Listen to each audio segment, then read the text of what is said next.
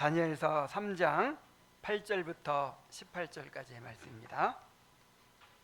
다니엘서 3장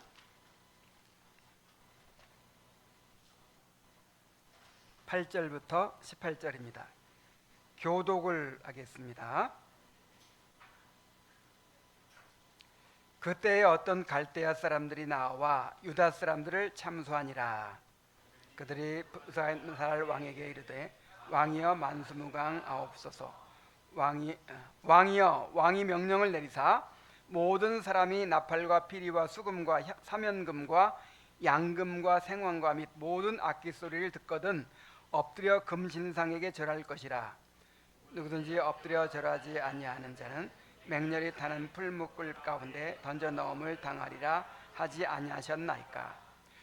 이제 몇 유다 사람 사드락과 메삭과 아벳느고는 왕이 세워 바벨론 지방을 다스리게 하신 자이거늘 왕이여 이 사람들이 왕을 높이지 아니하며 왕의 신들을 섬기지 아니하며 왕이 세우신 금신상에게 절하지 아니하나이다. 느부갓네살 왕이 노하고 분하여 사드락과 메삭과 아벳느고를 끌어오라 말하며 드디어 그 사람들을 왕의 앞으로 끌어온지라. 느부갓네살이 그들에게 물어 이르되 사드락 메삭 아벳느고야 너희가 내 신을 섬기지 아니하며 내가 세운 금신상에게 절하지 아니한다 하니 사실이냐? 이제라도 너희가 준비하였다가 나팔과 피리와 수금과 사면금과 양금과 생황과 및 모든 악기 소리를 들을 때 내가 만일 만든 조커니와 너희가 만일 절하지 아니하면 즉시 너희를 맹렬히 타는 풀무불 가운데 던져 넣을 것이니 능히 너희를 내 손에서 건져낼 신이 누구이겠느냐 하니 사드락과 메삭과 아벳느고가 왕에게 대답하여 이르되 느부갓네살이여 우리가 이 일에 대하여 왕에게 대답할 필요가 없나이다. 왕이여 우리가 섬기는 하나님이 계시다면 우리를 맹렬히 타는 풀무불 가운데서 능히 건져내시겠고 왕의 손에서도 건져내시리이다. 다 같이 그렇게 하지 아니할지라도 왕이여 우리가 왕의 신들을 섬기지도 아니하고 왕이 세우신 금신상에게 절하지도 아니할 줄을 아옵소서. 아멘. 오늘 제일 추운 날인데 이렇게 또 많은 성도들이 수요기도에 나와서 예배를 드리게 되어서 정말 기쁩니다. 오늘은 우리 정관우 형제도 수요기도에 나왔네요. 1월 달부터 나오려고 했는데 계속 뭐 장례도 생기고 막 자꾸 무슨 일이 생겨가지고 못 나왔어요. 오늘 나오셨네요. 자, 오늘도 하나님께서 은혜 주시기를 바랍니다. 느부갓네살 왕이 거대한 금신상을 세우고 모든 백성들에게 경배할 것을 명령했지요. 그래서 바벨론 제국 안에 있는 모든 관리들을 다 소집해서 모든 악기들을 동원하고 그렇게 성대한 예식을 거행하면서 모두가 금신상 앞에 절하도록 했습니다. 그리고 만약에 이 신상에 경배하지 않으면 맹렬히 타는 풀무불에 던져놓겠다 하고 위협을 했죠. 자, 이러한 상황 속에서 누가 과연 그 금신상 앞에 무릎 꿇기를 거부할 수 있겠습니까? 자, 그러나 어느 시대나 우상 앞에 무릎 꿇지 않는 남은 자들이 있습니다. 그 이스라엘 나라에서 모든 백성들이 바알을 섬기고 아예 국가 종교가 바알 숭배가 되어버린 그 상황에서도 엘리야가 낙심하고 이제 남았건을 나도 죽이려고 합니다 이렇게 하나님 앞에 한탄했을 때 아직도 바알에게 무릎 꿇지 아니한 7,000명을 내가 남겨두었다 그렇게 말씀하셨어요. 자, 그래서 우리가 항상 하나님께서 남은 자를 보존하신다는 사실에 소망을 가질 수가 있는 것입니다. 이 이스라엘 나라가 남북으로 나뉘었잖아요. 그래서 남쪽에는 예루살렘 성전이 있고 그나마 선한 왕들이 있어요. 근데 북쪽에는 이제 성전이 없잖아요. 성전이 없고 그리심산에서 금송아지를 세워놓고 숭배를 하고, 그 다음에 이제 국가적으로 그렇게 바알을 숭배하고 막 이런 상황이 돼서 사람들 생각에는 야, 과연 이 북쪽 이스라엘에는 하나님의 백성이 있겠는가, 그런 의심을 품을 수 있잖아요. 그런데도 거기에 7천 명이 있었다는 거예요. 그래서 나는 오늘날에도 야, 이 개혁교회는 이렇게 정말 몇 사람 안 되고 너무 소수가 모이고, 그리고 이런 뭐 대형 교회들이 있고 뭐 수많은 교회들이 있지만 거기에는 참된 하나님의 말씀이 없는 것처럼 보이고, 참된 신앙 고백과 교회 질서가 없는 것처럼 보이고, 그래서 야, 이 세상에 과연 참된 하나님의 백성들이 얼마나 있겠나, 막 이런 생각을 하면 힘이 빠지죠. 자, 그런데 오늘날에도 하나님께서 바알에게 무릎 꿇지 아니한 7천 명을 이 개혁교회 아니라도 지금 그러니까 일반 복음주의 교회가 이제 북이스라엘과 비슷한 거예요. 거기에도 몇 명이 있어요? 7천 명이 있어요. 하나님의 택한 백성들이 있어요. 이 바벨론 에서도, 바벨론 포로 생활 가운데서도 이렇게 금신상에게 무릎 꿇지 아니한 이 사람들이 있었잖아요.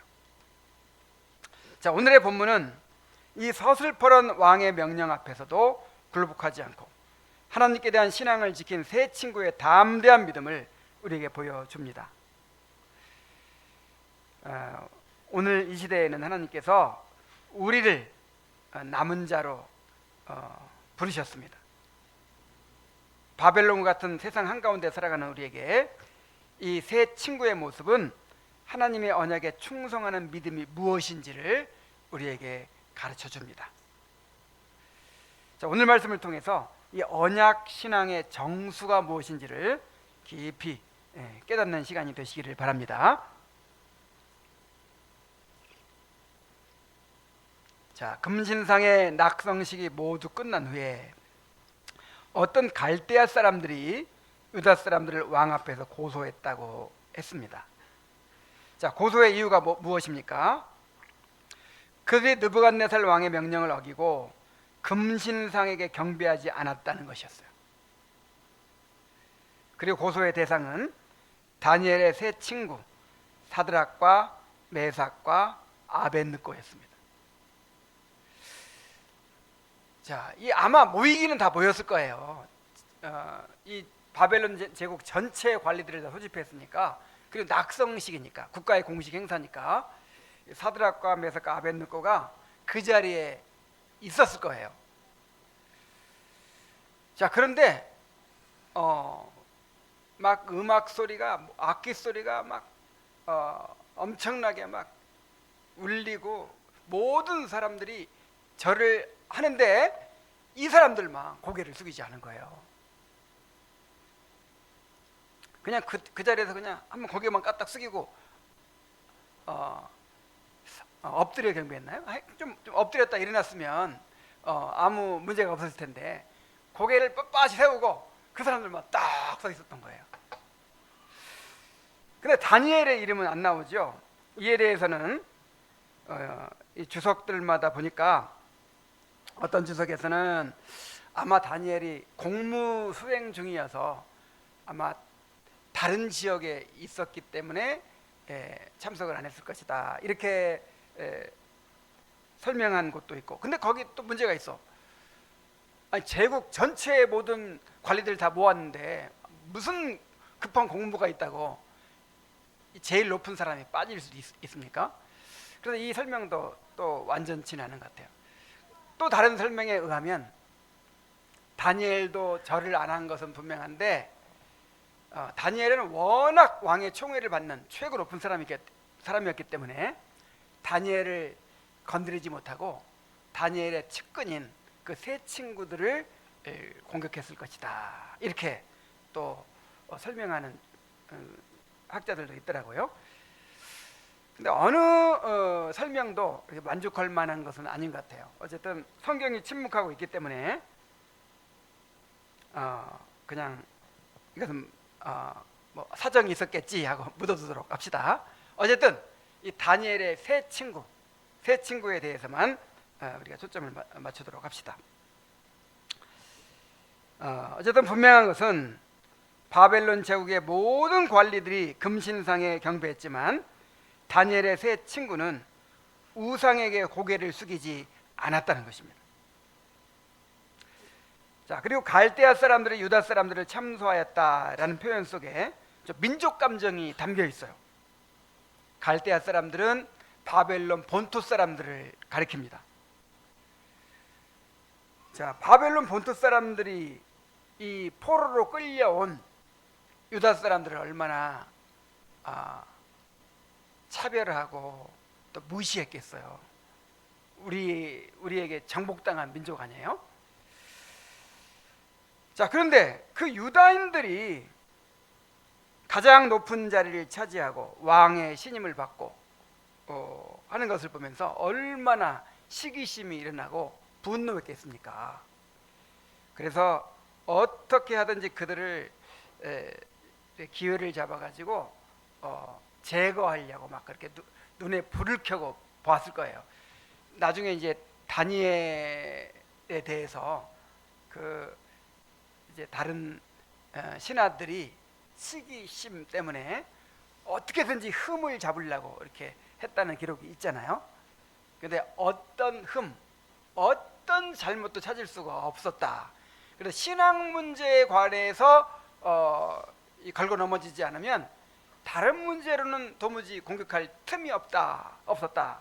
이런 말씀이 있었던 것처럼, 자, 이들에 대해서도 이제 노리고 있었는데 잘 걸렸던 거예요. 기회가 온 거예요. 그래서 여기서 참소하다로 번역된 단어는 문자적으로 몸을 찢어 삼키다라는 뜻이라고 해요. 관용적으로 관용어로 쓰입니다. 몸을 찢어 삼키다라는 뜻인데 이 말이 이제 참소하다라는 말로 쓰였어요. 그러니까 이 다니엘의 세 친구를 완전히 파멸시키기 위해서 악의적이고 의도적으로 고발을 했다는 것이죠. 갈대아 사람들은 이 기회를 이용해서 이 세 친구를 완전히 제거하고자 했습니다. 이 고소의 방식이 굉장히 교활하고 치밀합니다. 그들은 먼저 왕의 명령을 상기시켜요. 왕께서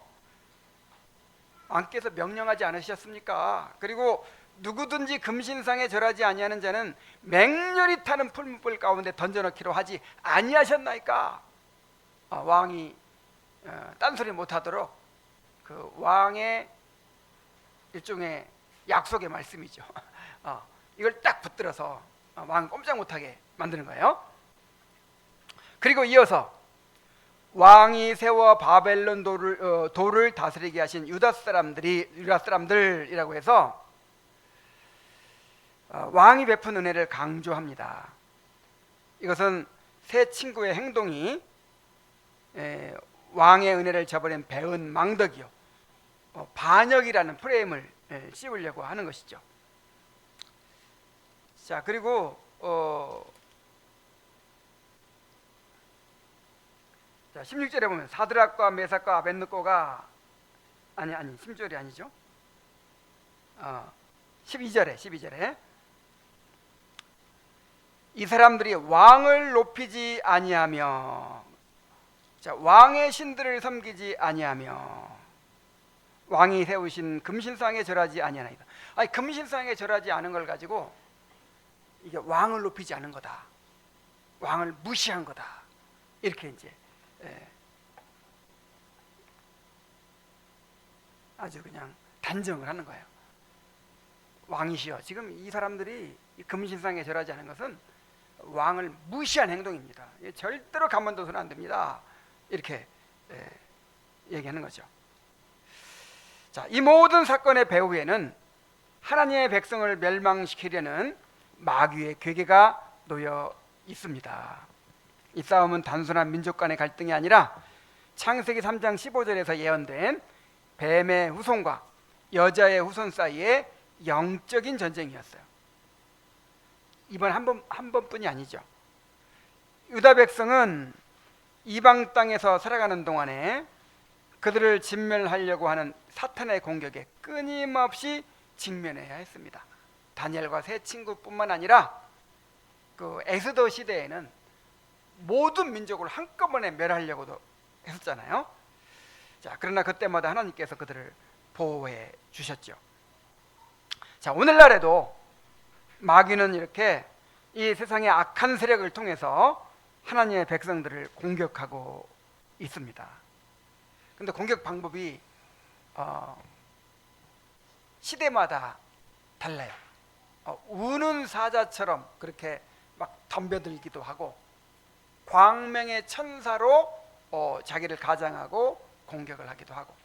이 시대에는 뭐 박해하는 시대가 아니죠. 뭐 감옥에 가두고 뭐 화형시키고 그런 시대가 아니죠. 오늘날에는 마귀가 박해 대신에 사회의 분위기와 문화적 압력을 통해서 우리를 공격합니다. 돈과 성공, 안정된 삶, 사람들의 인정과 같은 것들이 금신상처럼 우리 앞에 제시됩니다. 여러분 한번 생각해 보세요. 옛날에 그렇게 핍박받던 시대보다 그때 사람들보다, 그때 성도들보다 이렇게 평화로운 시대의 성도들이 더 세상을 두려워합니다. 더 두려움이 많아요. 이게 뭐하고 똑같았냐면요, 아주 사회가 불안정하고 막 전쟁도 일어나고 막 난리가 일어나는 이 가난한 나라 사람들은요, 그렇게 뭐 크게 뭐 앞날에 대한 두려움 이런 게 별로 없어요. 근데 오히려 이렇게 안정된 사회일수록, 풍요롭고 안정된 사회일수록 미래에 대한 불안이 훨씬 큽니다. 그래서 더 보수화된다고 해요. 우리 어렸을 때는 뭐 보험도 안 들고 살고, 뭐 무슨 복지 혜택이 뭐가 있습니까? 노령연금이 어디 있고 무슨 국민연금이 어디 있어요? 그냥 오늘 벌어서 오늘 먹고 살았는데, 그런데 오히려 그때는 그냥 더 잘 베풀고 더 그렇게 오히려 걱정 없이 살았던 것 같아요. 근데 지금은요, 보험 다 들고 그냥 저축하고 뭐 국민연금 나오고, 근데 더 두려움이 커요. 그러니까 이런 삶을 잃어버릴까 봐 두려운 거예요. 그래서 마귀가요, 마귀가 갈수록 두려움을 더 크게 만듭니다. 세상에서 너 이러다가 세상에 낙오된다, 너 노후에 불행해진다, 너 이러다가 병이라도 들면 비참해진다, 너희 자녀들이 이러다가 꼴찌한다, 취직 못한다, 뭔가 정말 이렇게 풍요롭고 안정된 삶을 사는데 두려움은 훨씬 크단 말이에요. 이 압력이 이 박해 시대보다 더 두려워요.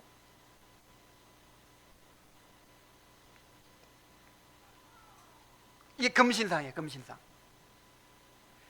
그 결과 우리는 말씀을 따라 살면 손해를 볼 것 같고, 적당히 타협하면 더 안전일 것 같은 압박 속에 놓이게 됩니다. 마귀는 특히 사람들의 시선과 말들을 통해서 우리를 공격합니다. 하나님의 언약을 따라서 살아가는 것을 사회적 부적응이나 고집이나 이기심으로 왜곡합니다. 사람들이 그렇게 비난하잖아요. 우리가 정말 말씀대로 살려고 할 때 참 당신 훌륭하십니다. 어쩌면 그렇게 하나님의 뜻대로 살려고 노력하십니까? 자, 그렇게 말할까요? 뭔가 이 사회의 부적응자들로 생각하는 거예요. 애들 그렇게 키우다가는 다 뒤떨어진다, 막 이렇게 위협하는 거예요. 어리석다고 비난하는 거예요.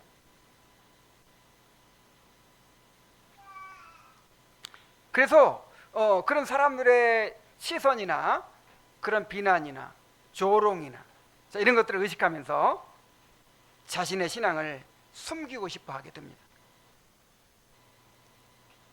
참된 신앙은 언제나 오해와 비난을 불러일으키게 되어 있다는 사실을 우리가 받아들여야 돼요.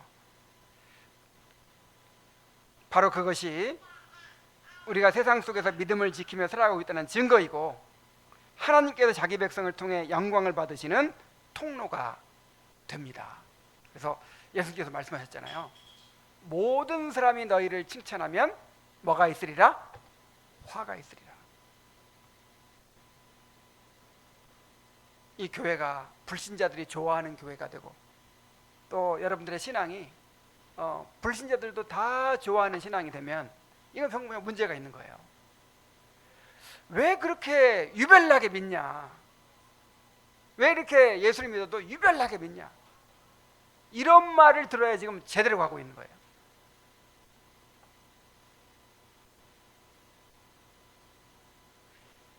자, 여기에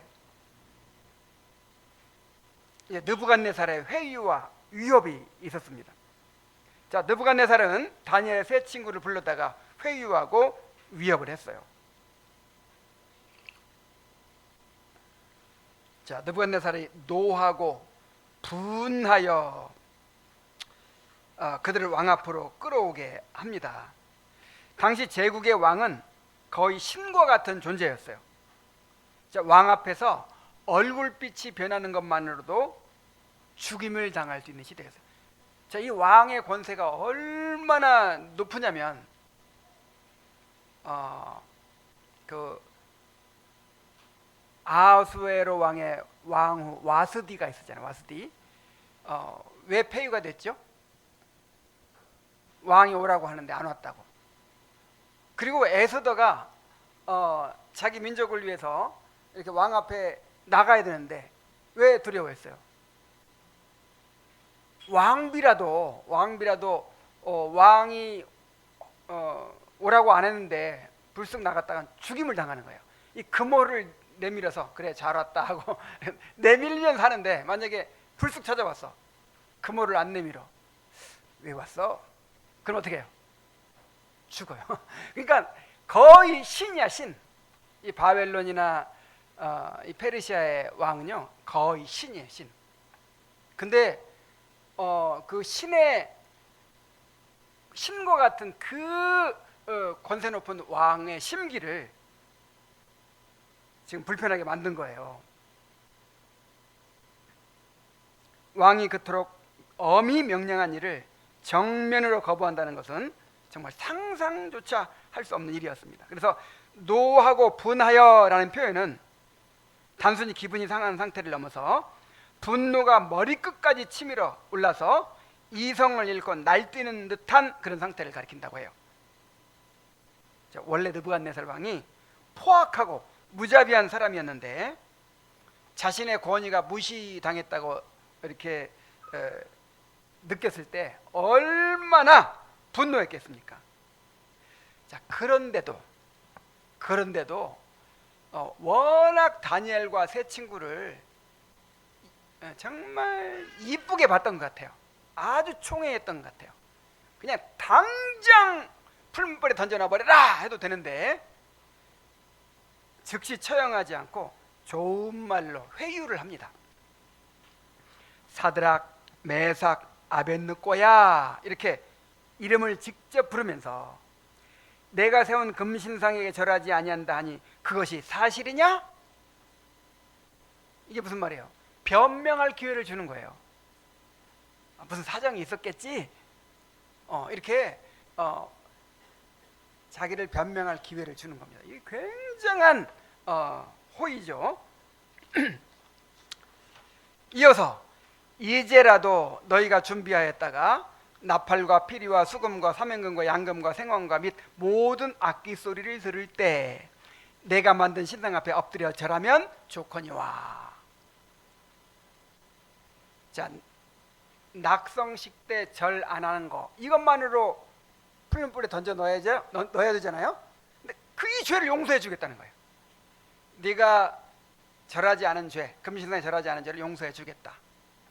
그리고 다시 한번 기회를 주겠다.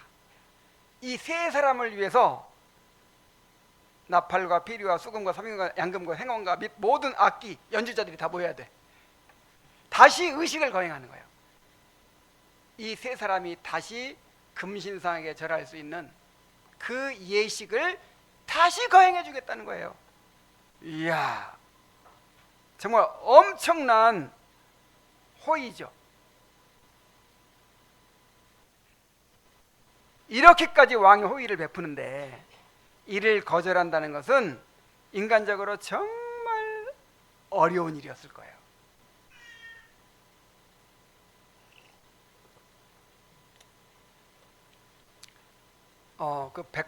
김구 선생이 쓴 백범일지에 보면 그 일본 경찰들이 이제 독립군을 잡아가지고 이렇게 너 근거지가 어디야? 누가 시켰어? 하고 막 이제 자백을 받아내는데 아무리 막 고문해도 이렇게 충성스러운 사람은 고백을 안 하잖아요. 근데 세 단계의 방법이 있대요. 자백을 받아내는 세 단계의 방법. 그게 이제 가장 먼저 하는 게 악형이라 그래가지고 고문을 하는 거예요. 그냥 무지막지한 고문을 하는데 그렇게 고문을 당하면서도 버텨내는 거예요. 동지들을 살리기 위해서. 이 악형으로 안 되면 두 번째는 뭐냐면 굶기는 거래요. 이 굶는 것보다 또 그렇게 힘든 게 없다고 하네요. 이 악형보다 더 견디기 어렵대요. 그래서 계속 굶겨요. 그 다음에 이제 가장 어려운 것이 뭐냐면 환대를 하는 거예요. 그렇게 그냥 악형을 당해가지고 온몸이 만신창이가 되고, 그 다음에 그냥 몇 날 며칠 굶어가지고 완전히 힘이 빠져가지고 그렇게 그냥 막 먹을 것이 막 그렇게 환상으로 보이고 막 이런 상태에 있는데 이제 그 제일 높은 사람이 딱 자기 방으로 부른다는 거예요. 근데 딱 가면 그냥 산의 진미가 다 차려져 있고 그 사람이 와가지고 손을 잡으면서 정말 당신 존경스럽습니다. 정말 나라를 위해서 이렇게 목숨을 아끼지 않고 희생하고 헌신하는 것에 대해서 정말 내가 존경하지 않을 수가 없다. 그래도 살아야 나라를 위해 일할 거 아니냐고 그러면서 그렇게 위로하고 하면서 얼마나 힘드시냐고, 일단 그냥 드시라고 하면서 그냥 음식을 이렇게 차려준다는 거예요. 그러면 눈물이 막 쏟아지고 거기에 안 넘어가는 사람이 없답니다. 제일 어려운 게요, 이렇게 그 호의를 거절하는 게 이렇게 어려워요. 아니 느부갓네살, 이 하늘처럼 높은 그 왕이 그냥 당장 죽여버려도 그냥 되는 그 유다 포로를 살리려고 그렇게 호의를 베푸는데, 다시 그렇게 기회를 주는데 거기다 대고 어떻게 거절을 해요? 그러니까 거절하면 어떻게 되겠어요? 그래서 회유 뒤에 곧바로 무서운 위협이 다시 이어집니다. 만일 절하지 아니하면 즉시 너희를 맹렬히 타는 풀무불 가운데 던져 넣을 것이라. 샘물이 펄펄 끓는 용광로에 산채로 던져 넣겠다는 것은 생각만 해도 끔찍한 일이었습니다. 그리고 그들이 하나님을 믿는다는 것을 알고 조금도 딴 생각을 못하도록 아예 못을 박아요. 능히 너희를 내 손에서 건져낼 신이 누구겠느냐. 너희들이 하나님 믿는다고 하는데 지금 내가 용광로 속에 집어넣어 버리는데 거기서 어떻게 하나님이라도 너희를 살릴 수 있겠느냐. 야, 이런 상황에서 그 20대의 청년들이 어떻게 신앙을 지킬 수 있겠습니까? 자, 우리에게도 이러한 회유와 위협이 있습니다. 오늘날 우리에게도 이 느부갓네살과 같이 우리를 자꾸 회유하는 그런 유혹이 있어요. 세상은 노골적으로 하나님을 부인하라고 말하지 않습니다. 오히려 한 번쯤은 괜찮지 않느냐. 너만 조금 양보하면 모두가 편해지지 않느냐. 그냥 마음만 변하지 않으면 되는 거 아니냐. 그냥 한번 절하기만 하면 되는 거 아니냐. 조금만 양보하면 되는 거 아니냐.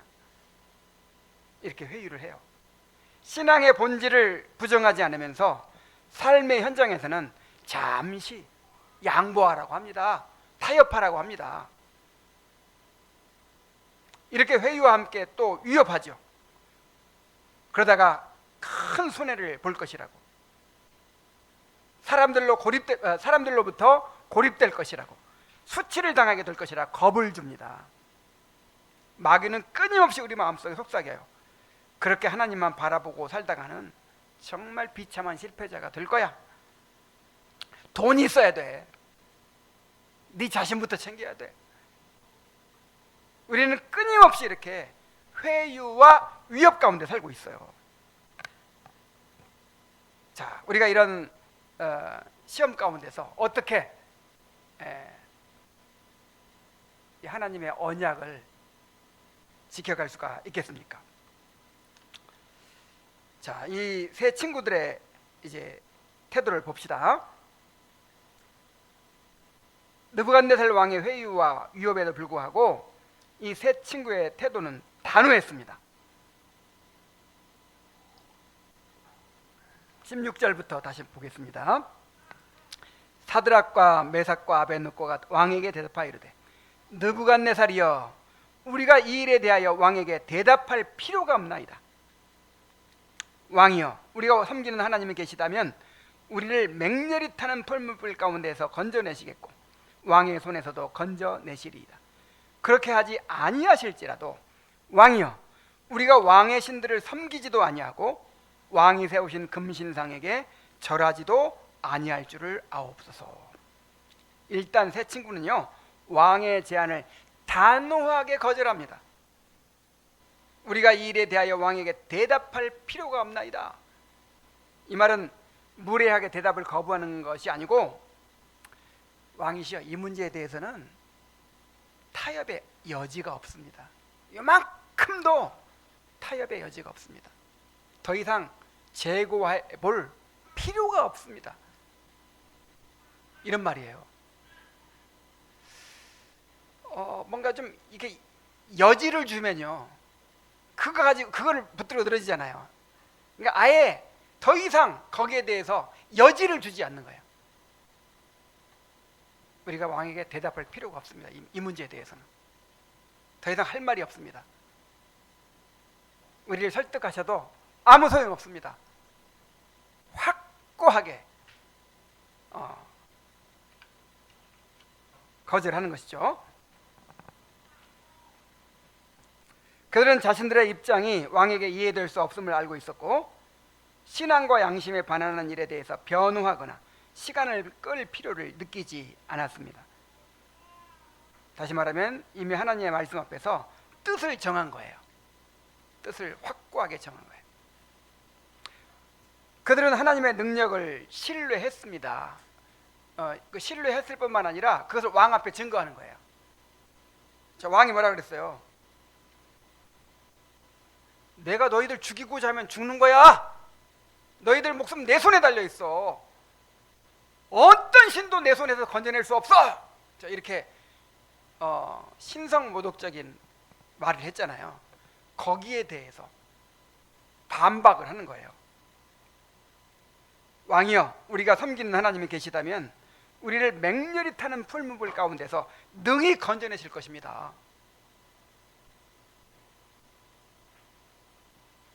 그리고 왕의 손에서도 건져내시리이다. 이건 왕보다 누가 크다? 우리 하나님이 크십니다. 우리 목숨이 왕에게 달려있는 거 아닙니다. 하나님께 달려 있습니다. 그냥 혼자만 신뢰하고 있는 게 아니라 그거를 왕 앞에 담대히 증거하는 거예요.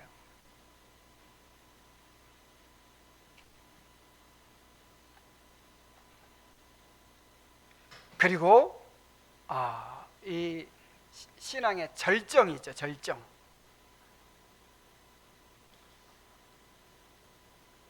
그렇게 하지 아니하실지라도, 어떻게 하실지라도? 그렇게 하지 아니하실지라도. 왕의 신들을 섬기지도 아니하고 왕의 금신상에게 절하지도 아니할 줄을 아옵소서, 이렇게 말합니다. 하나님은 원하시기만 하면 얼마든지 우리를 저 풀무에서 건져내실 수 있고 왕의 손에서 건져내실 수 있습니다. 하나님은 크신 하나님이십니다. 그러나 건져내실지 안 건져내실지 그것은 내가 하나님께 맡깁니다. 나는 다만 하나님의 말씀에 순종하기를 원합니다.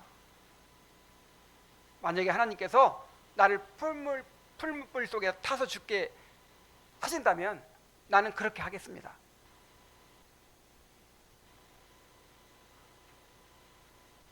자, 이렇게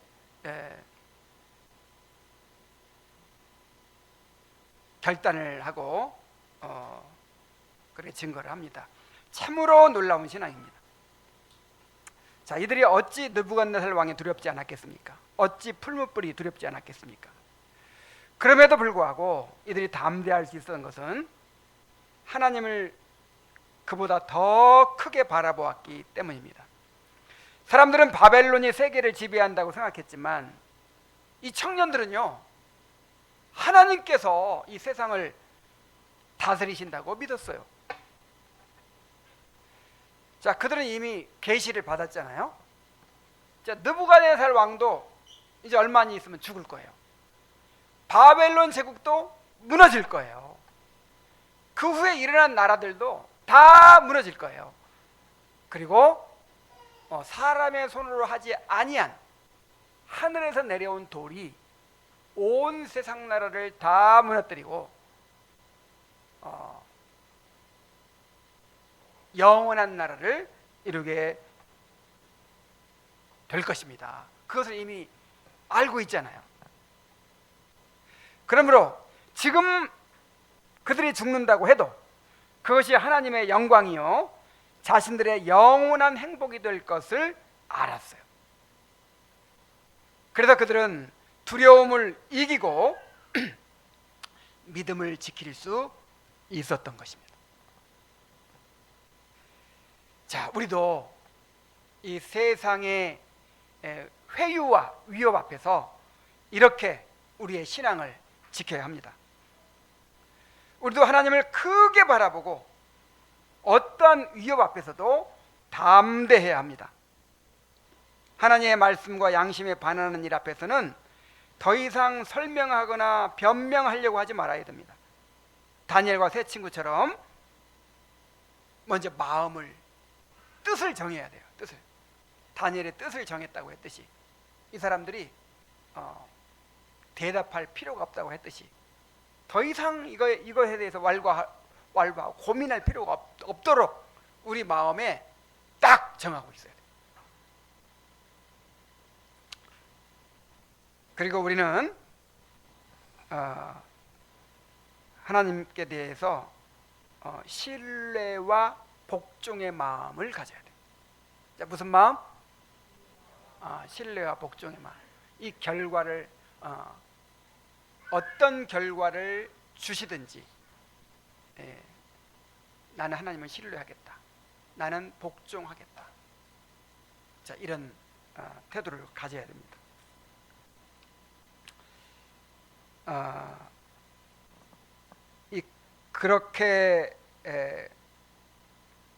그렇게 하지 아니하실지라도라는 고백은 이 참된 신앙의 증거예요. 여러분, 진짜 신앙을 어떻게 알 수 있습니까?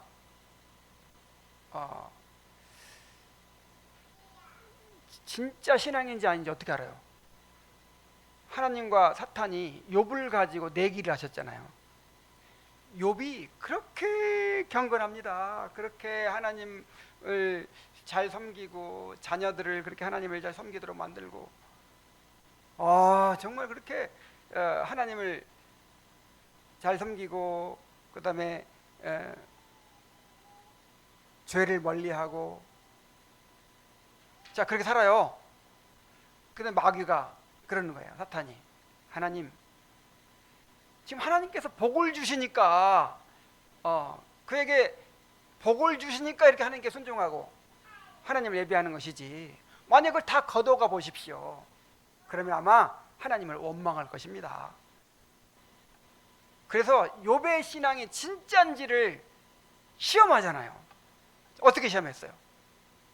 욥이 가지고 있던 것을 다 거두어 가셨어요. 그런데 욥이 어떻게 했습니까?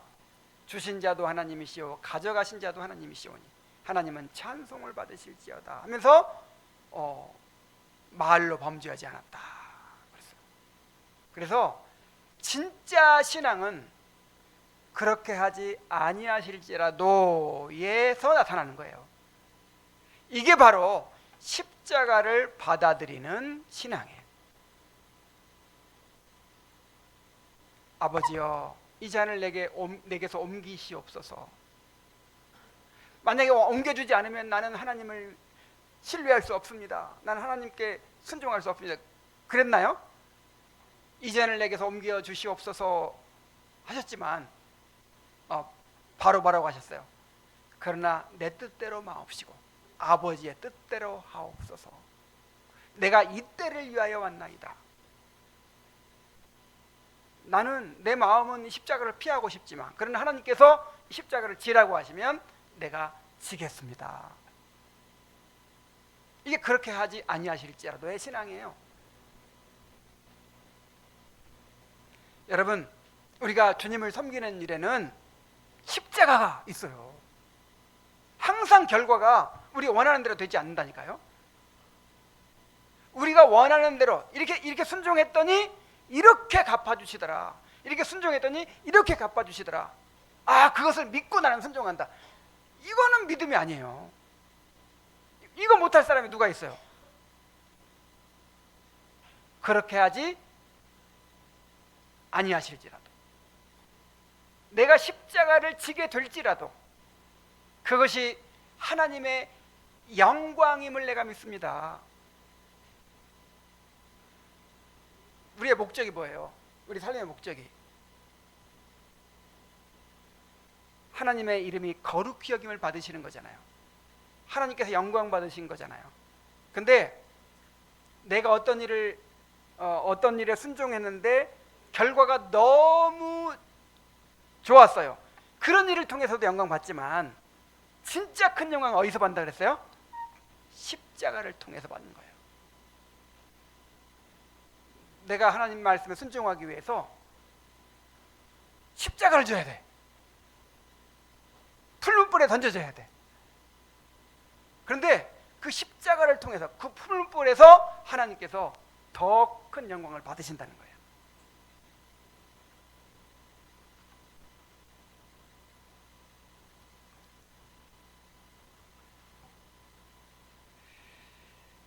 자, 이런 신앙을 우리가 가져야 될 줄로 믿습니다. 그렇게 하지 아니하실지라도 나는 주님의 말씀에 순종하겠습니다. 그렇게 하지 아니하실지라도 나는 오직 하나님만을 즐거워하겠습니다. 그렇게 하지 아니하실지라도 나는 하나님을 예배하는 삶을 살겠습니다. 그렇게 하지 아니하실지라도 나는 죄를 버리고 정말 거룩을 추구하는 삶을 살겠습니다. 이제 말씀을 맺겠습니다. 바벨론 한가운데서 다니엘과 세 친구를 지켜낸 힘은 환경이 아니라 하나님을 경외하는 믿음이었습니다. 늘 말하지만 이 사람들에게는 하나님이 더 크게 보이는 거예요.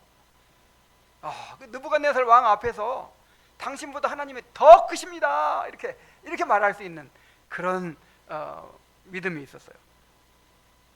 오늘 우리 앞에도 수많은 금신상이 서 있지만 하나님의 백성들은 당장 눈앞에 드러나는 결과가 아니라 하나님 자신을 붙들고 또 그렇게 하지 아니하실지라도라고 고백하는 사람들입니다. 이러한 믿음으로 이 시대의 남은 자로 살아가면서 흔들리는 세상 속에서 영원한 하나님 나라의 영광을 드러내는 성도들이 되기를 간절히 바랍니다. 자, 이제 기도하겠습니다. 자, 오늘 주신 말씀에 따라 우리 함께 기도합시다. 그렇게 하지 아니하실지라도 정말 하나님 십자가를 받아들이고 하나님께 순종할 수 있는 믿음을 갖게 하여 주옵소서. 이렇게 하나님 기도하시기 바랍니다. 또 우리 성도들을 위해서 기도할 때 이 거듭남과 회심을 위해서 기도해 주세요. 또 건강을 위해서 기도해 주시고, 또 임산부들을 위해서 기도해 주시고, 또 직장을 위해서 기도해 주시고, 또 방문자와 구도자를 위해서 기도해 주시고, 특별히 오늘은 이 교회 사역을 위해서 기도해 주십시오. 이번 주일날 25일 오후 3시에 연합 재직 세미나가 있어요.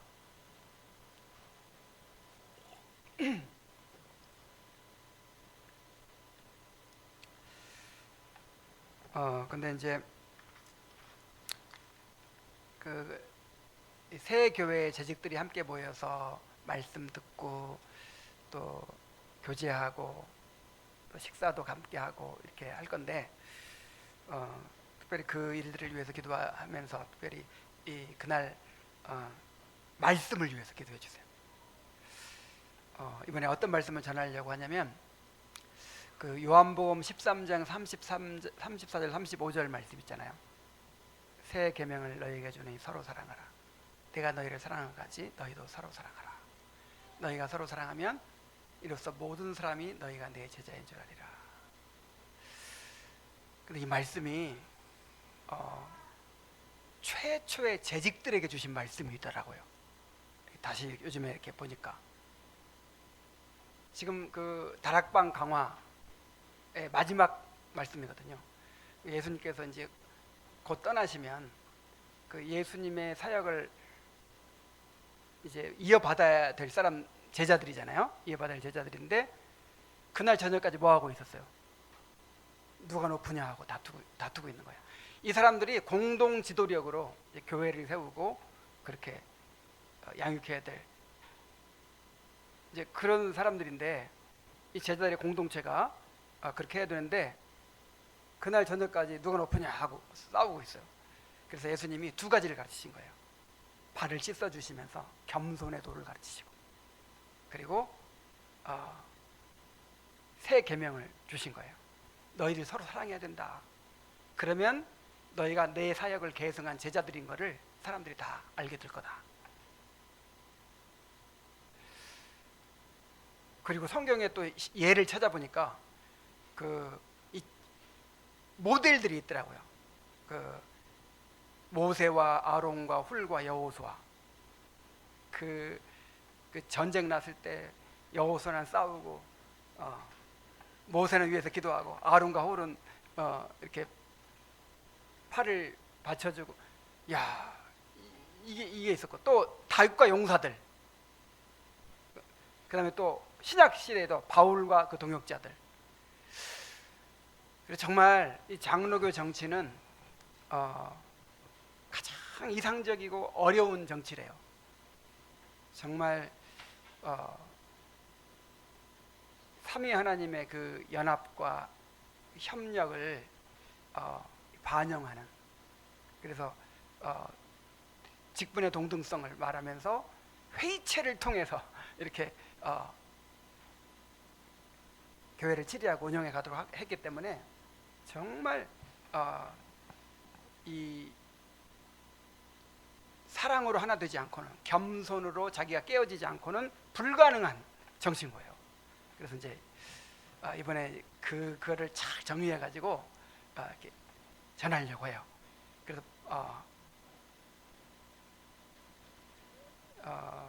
그 말씀을 전하는 일을 위해서 기도해 주시기 바랍니다. 그래서 이번에 재직들이 정말 우리 새 교회 재직들이 정말 먼저 그래서 이제 제목이 뭐냐면 겸손과 사랑으로 하나 되어 섬기는 재직. 이것이 목표예요. 겸손과 사랑으로 하나 되어 섬기는 재직들이 되게 해달라고. 이 말씀 전하는 일을 위해서 특별히 기도해 주시기 바랍니다. 그 다음에 2월 1일 날 집사 장립 예배를 위해서 기도해 주시고, 또 이 나라를 위해서 기도해 주세요. 아유, 이 나라가 어떻게 될런지 이제 완전히 이 트럼프가 그린란드를 무력으로 뺏으려고 하잖아요. 그래서 유럽이 뭐 군대를 파견하고 그렇게 되지도 않겠지만 어쨌든 형식적으로는 막 전쟁할 태세예요. 그러니까 이게 뭘 의미하냐면 이제는 완전히 각자 도생의 시대인 거예요. 지금은 이제 미국이 신사의 나라가 아니에요. 이제 힘으로 막 뺏는 나라예요. 막 남의 나라 막 폭격하고 대통령 잡아다가 막 재판대에 세워버리잖아요. 막 그린란드도 막 무력으로 뺏어버리겠다고 하잖아요. 그러니까 지금은 정말 그냥 힘 있는 사람 나라가 살아남고, 그렇지 못하면 그냥 정말 무너지고 막 그런 시대가 됐어요. 그래서 이 시대에 정말 이 나라를 주님께 지켜주시고, 또 북한을 속히 열어주셔서 통일이 이루어지고 또 북한의 복음을 전하게 될 수 있도록 해달라고 이렇게 나라를 위해서 기도하시기 바랍니다. 우리 50분까지 함께 기도하겠습니다.